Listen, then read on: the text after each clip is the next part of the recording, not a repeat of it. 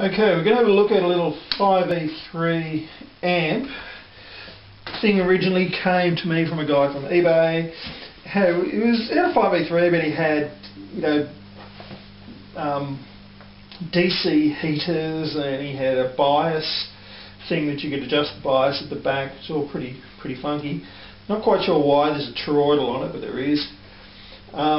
Came from one of the Filmer Sound chassis. It was awful. Hummed, blah blah blah, it was awful. Gutted it completely. Loosely based on a 5E3. There's only one input and there's no bright or dull, so there's only one volume.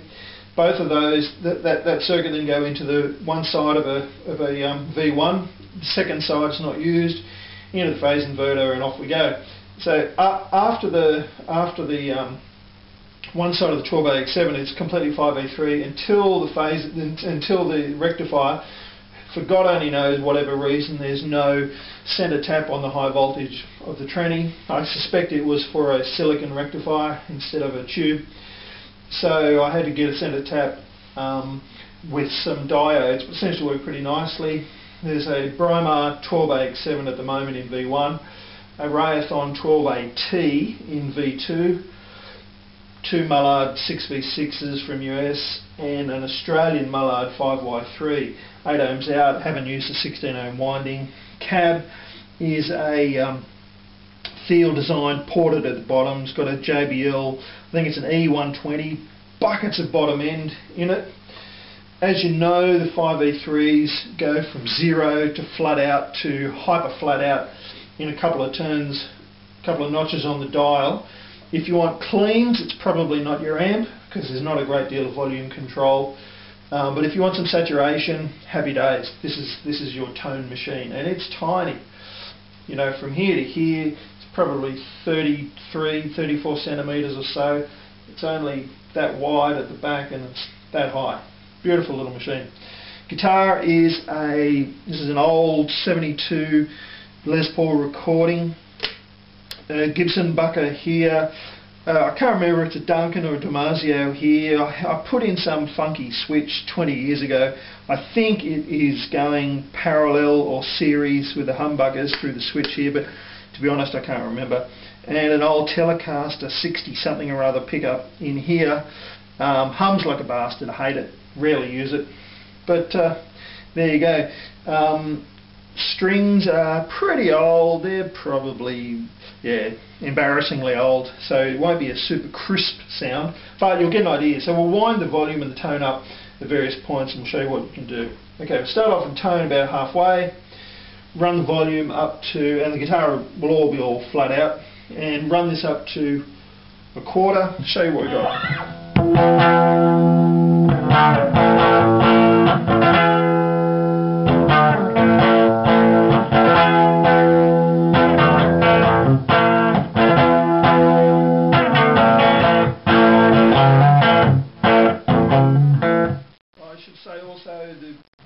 The mic in the camera is pretty ordinary. It's probably compressing the hell out of it, so you can't really hear the dynamic range of this thing, but it's pretty wild. Okay, let's run the tone up to 3/4.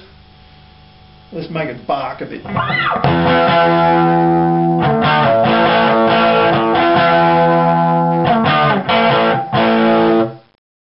We really want to make it bark. Go to the middle on its own.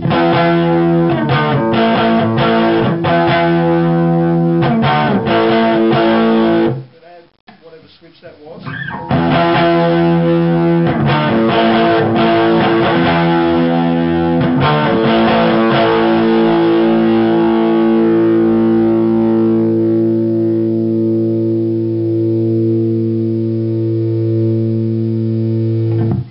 That buzz also is the wine rack, forget about that.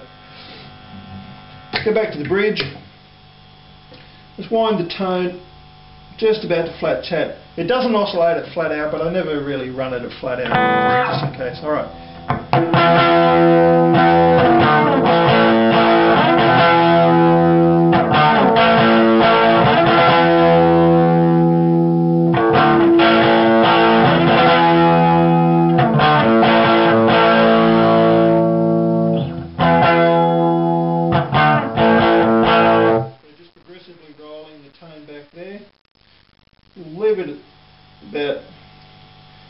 3/4, and we'll ramp up the volume and show you how it gets more saturated. So this is at 1/4.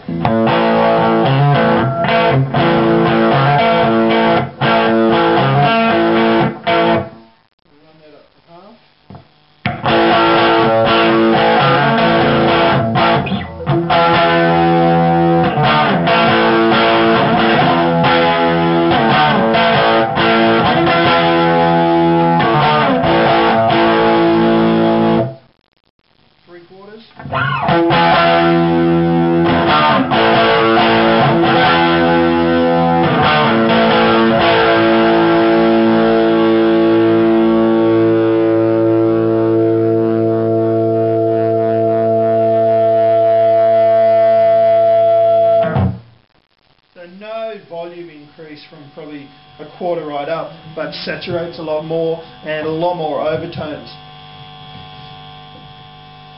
Here we go with a couple of differences just for the pickups, just to show you what they can do. So that's been the bridge. Let's go with the middle, the funky switch.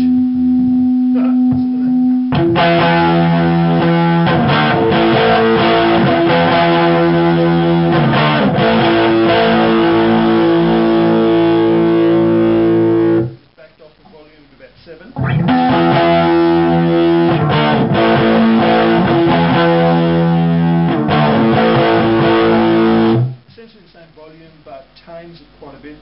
Drop the volume to about half.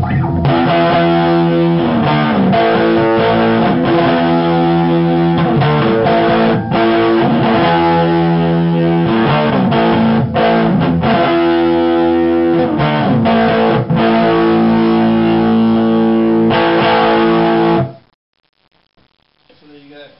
Now, an interesting thing that I found, if you run the tone between 1/4 and 1/2, ramp the volume up.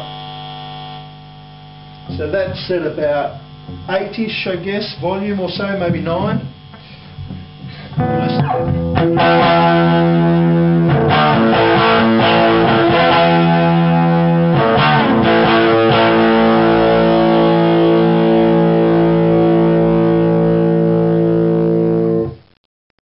Don't get the saturation of the volume that you would expect, and yet you do get plenty of